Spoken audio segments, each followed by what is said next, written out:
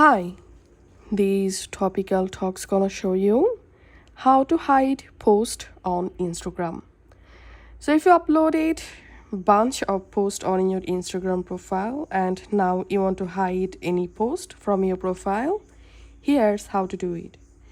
Go to your Instagram profile page and search for the post that you want to hide. Open the post. Now tap on this three dot. And here, to hide any post from your profile, you have to archive the post. So tap on archive and the post will be removed from your profile. As you can see, let's hide this post.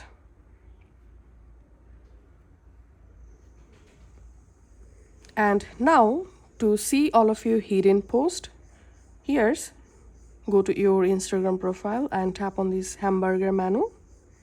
Tap on archive. And here select post archive. Tap on this option and here select post archive. And here you will find all of your hidden posts. Now to unhide any post, open the post and tap on the three dot. Tap on show on profile and the post will be again add to your Instagram profile. If this video helped you out, please leave a like and leave a comment down below. Thank you for watching.